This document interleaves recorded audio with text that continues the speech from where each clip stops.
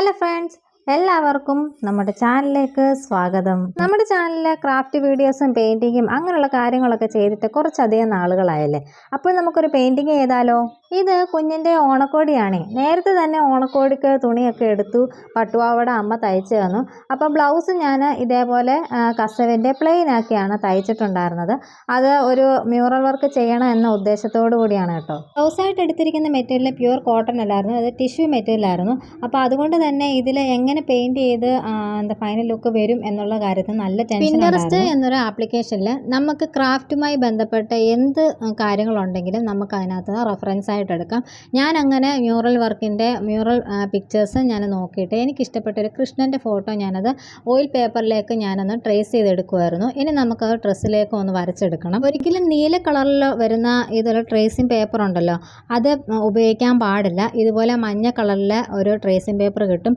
അധികം കളറ് ഒന്നും നമ്മൾ വരയ്ക്കുന്ന ആ ഡ്രസ്സിലേക്ക് വരത്തുമില്ല. നമ്മളിപ്പോൾ കൈ കുത്തി അതിൽ പിടിച്ചാലും നമ്മൾ എവിടെയാണോ വരയ്ക്കുന്നത് അത് മാത്രമേ നമ്മുടെ ഡ്രസ്സിലേക്ക് വരത്തുള്ളൂ. അപ്പോൾ അതുകൊണ്ട് ആരും തന്നെ നീല കളറിലെ ട്രേസിങ് പേപ്പർ ഉപയോഗിക്കാൻ പാടില്ല. സത്യം പറഞ്ഞാൽ ഞാൻ മ്യൂറൽ പെയിൻറ്റിങ് ഞാൻ പഠിച്ചിട്ടില്ല. ബേസിക് ആയിട്ടുള്ളൊരു കളർ മിക്സിങ് മെത്തേഡ് മാത്രമേ ഞാൻ പഠിച്ചിട്ടുള്ളൂ. വരയ്ക്കാൻ അറിയാത്തത് കൊണ്ട് തന്നെ ഞാൻ അതുകൊണ്ട് ഇതേപോലെ ആരെങ്കിലും ചെയ്തിരിക്കുന്ന ഒരു വർക്ക് ഞാനത് പെയിൻറ്റ് ചെയ്തെടുക്കുകയാണ് പതിവ്. അപ്പോൾ ഇത് നമുക്കൊന്ന് പെയിൻറ്റ് ചെയ്തെടുക്കാം. ട്രേസ് ചെയ്തെടുത്തപ്പോൾ തന്നെ എവിടേക്കാണ് വരച്ചത് അവിടെ മാത്രമേ ആ ഒരു മഞ്ഞ കളർ വന്നിട്ടുള്ളൂ.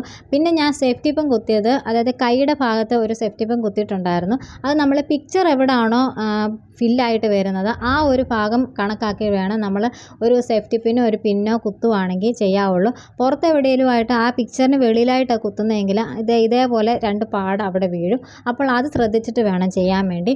അപ്പോൾ ഞാൻ ഒട്ടും വെള്ളം ചേർക്കാതാണ് പെയിൻറ്റ് ചെയ്യുന്നത്. കാരണം ഇത് ടിഷ്യൂ മെറ്റീരിയൽ ആയതുകൊണ്ട് വെള്ളം തൊട്ട് പെയിൻറ്റ് ചെയ്യാൻ നോക്കിയപ്പോൾ അത് പടരുന്നുണ്ടായിരുന്നു. അതുകൊണ്ട് ഞാൻ ഒട്ടും വെള്ളം ചേർക്കാതാണ് ഔട്ട്ലൈൻ കൊടുക്കുന്നത്. റെഡ് കളറിലെ പെയിൻറ്റ് വെച്ചിട്ടാണ് ഞാൻ ഔട്ട്ലൈൻ കൊടുക്കുന്നത്. യൂട്യൂബിലും മറ്റും ഒരുപാട് പേര് ഇതുപോലെ ട്യൂട്ടോറിയൽ വീഡിയോസൊക്കെ ചെയ്യുന്ന കണ്ടിട്ടുണ്ട്, അതായത് ഈ മ്യൂറൽ വർക്കും ഫാബ്രിക് പെയിൻറ്റിങ് വർക്കുകളൊക്കെ. അപ്പോൾ അവർ പറയുന്ന ഒരു കാര്യം എന്ന് വെച്ചാൽ ഇതുപോലെ പെയിൻറ്റിങ് ചെയ്യുമ്പോഴത്തേന് ഒട്ടും വെള്ളം ചേർക്കാതെ പെയിൻറ്റ് ചെയ്യണം എന്നാണ് പറയുന്നത്. പക്ഷേ ഞാൻ പറയും അങ്ങനെ ചെയ്യാൻ പാടില്ല. അതിനൊരു പ്രധാന കാരണം വെച്ചാൽ നമ്മൾ ഇതുപോലെ ഒരു ഡ്രസ്സിൽ പെയിൻറ്റ് ചെയ്ത് കഴിയുമ്പോഴത്തേന് നമ്മൾ ചിലപ്പോൾ ഡിറ്റർജൻറ്റ് ഉപയോഗിക്കുന്നുണ്ട്, അല്ലെങ്കിൽ പെർഫ്യൂം ഉപയോഗിക്കുന്നുണ്ട്, പിന്നെ വെയിലത്തിട്ട് ഉണക്കാറുണ്ട്, അയൺ ചെയ്യാറുണ്ട്. അങ്ങനെയൊക്കെ വരുമ്പോൾ തന്നെ ഇതേപോലെ വെള്ളം ചേർക്കാതെ പെയിൻറ്റ് ചെയ്തിട്ടുള്ളൊരു വർക്കാണെന്നുണ്ടെങ്കിൽ ഭിത്തിയിൽ പെയിൻറ്റ് ഇളകി പോകുന്നത് പോലെ തന്നെ പെയിൻറ്റ് ഇളകി പോകും. എനിക്കത് അനുഭവം ഉള്ളത് കൊണ്ടാണേ.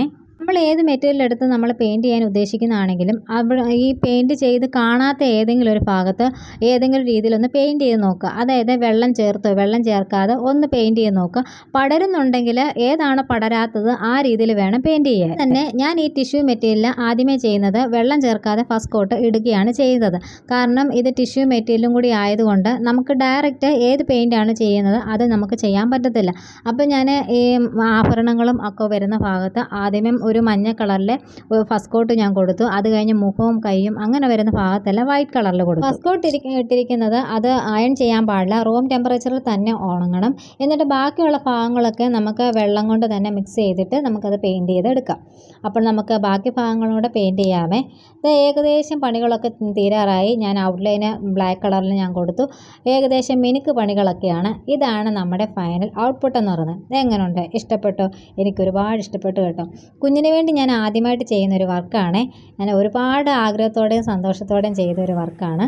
പ്രധാനപ്പെട്ട ഒരു കാര്യം പറയാനുള്ളത്, ഇതുപോലെ ട്യൂട്ടോറിയൽ വീഡിയോസ് ചെയ്യുന്ന എല്ലാവരും പറയുന്നൊരു കാര്യം, പെയിൻറ്റ് ചെയ്ത് അതിൻ്റെ മുകളിലൂടെ അയൺ ബോക്സ് വെച്ച് ഇതുപോലെ ഉണക്കിയെടുക്കാൻ പറയുന്നുണ്ട്. അതൊരിക്കലും ചെയ്യാൻ പാടില്ല. തിരിച്ചിട്ട് ഇതേപോലെ അയൺ ചെയ്യണം. ഒരുപാട് ചൂടാണെന്നുണ്ടെങ്കിൽ ഇതേപോലെ ഒന്ന് മറച്ചിട്ട് അതിൻ്റെ മണ്ടയിൽ ഒരു പേപ്പറോ അല്ലെങ്കിൽ പത്ര പേപ്പറോ അല്ലെങ്കിൽ ചെറിയൊരു കട്ടി കുറഞ്ഞൊരു തുണിയോ വെച്ചിട്ട് വേണം പെയിൻറ്റ് ചെയ്യാൻ. അത് നമ്മൾ ചെയ്ത വർക്ക് കുറേ കാലം കൂടെ നീണ്ടു നിൽക്കുന്നതിന് വേണ്ടിയുള്ള ടിപ്പാണേ. ഇനി ഒരു ടിപ്പ് എന്താണെന്ന് വെച്ചാൽ ഡിറ്റർജൻറ്റിൽ തുണി കഴുകാൻ പാടില്ല. ഇതുപോലെ പെയിൻറ്റിങ് വർക്കുകൾ ചെയ്തിട്ടുള്ള തുണികളൊക്കെ ഷാമ്പൂവിൽ ചെറുതായിട്ടൊന്ന് കഴുകിയെടുക്കാൻ പാടുള്ളൂ. ഡയറക്റ്റ് സൺലൈറ്റിൽ ഉണക്കാൻ പാടില്ല. ഇതുപോലെ തന്നെ ഒന്ന് അയൺ ചെയ്യുവാണെങ്കിൽ ഞാനിപ്പോൾ കാണിച്ച രീതിയിൽ മാത്രമേ ഒന്ന് അയൺ ചെയ്തെടുക്കാവുള്ളൂ. ഇത് നിങ്ങളുടെ വർക്ക് കുറേ കാലം കൂടെ നീണ്ടു നിൽക്കും കേട്ടോ. അപ്പോൾ എൻ്റെ വർക്ക് എങ്ങനെയുണ്ട്? അടിപൊളിയായിട്ടുണ്ടോ? ഇഷ്ടപ്പെട്ടോ? എൻ്റെ മോൾക്ക് വേണ്ടി ഞാൻ ആദ്യമായിട്ട് ചെയ്യുന്നൊരു പെയിൻറ്റിങ് വർക്കാണ്. ഒരുപാട് സന്തോഷത്തോടെ ഇഷ്ടപ്പെട്ട് ചെയ്താണ്. ഒട്ടും താമസിക്കേണ്ട, നമ്മുടെ ചാനൽ സബ്സ്ക്രൈബ് ചെയ്ത് സപ്പോർട്ട് ചെയ്യാൻ മറക്കല്ലേ.